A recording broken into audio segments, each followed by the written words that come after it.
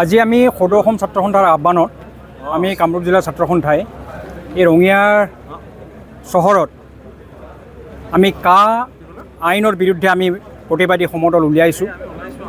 এইখন চৰকাৰে অসমীয়া জাতিৰ কথা কয়, দিছপুৰৰ চৰকাৰখনে জাতীয়তাবাদৰ কথা কয়, অসমীয়া জাতি ৰক্ষাৰ কথা কয়, কিন্তু তেওঁলোকে কাখন বলবৎ কৰি অসমীয়া জাতিক ধ্বংস কৰিব বিচাৰিছে। আমি আছোঁ অসম 30 জনগোষ্ঠীয় সংগঠন আৰু অসমৰ জনসাধাৰণে কা আমি কেতিয়াও মনা নাই, আগতেও মনা নাই, এতিয়াও মনা নাই আৰু ভৱিষ্যতেও আমি নামানো। গতিকে কা বলবৎ বাতিল হ'বই লাগিব।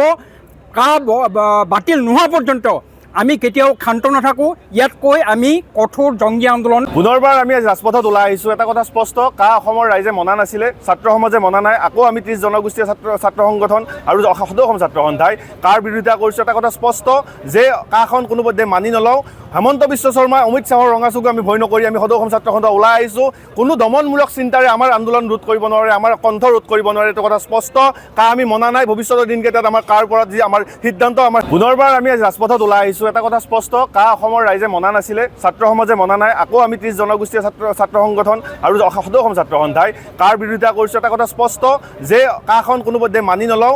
হেমন্ত বিশ্ব শৰ্মা, অমিত শ্বাহৰ ৰঙা চকু আমি ভয় নকৰি আমি সদৌ অসম ছাত্ৰ সন্থা ওলাই আহিছোঁ। কোনো দমনমূলক চিন্তাৰে আমাৰ আন্দোলন ৰোধ কৰিব নোৱাৰে, আমাৰ কণ্ঠ ৰোধ কৰিব নোৱাৰে। এইটো কথা স্পষ্ট। কা আমি মনা নাই। ভৱিষ্যতৰ দিনকেইটাত আমাৰ কাৰ পৰা যি আমাৰ সিদ্ধান্ত অব্যাহত থাকিব। নচলিব, আন্দোলন অব্যাহত থাকিব লাগিব।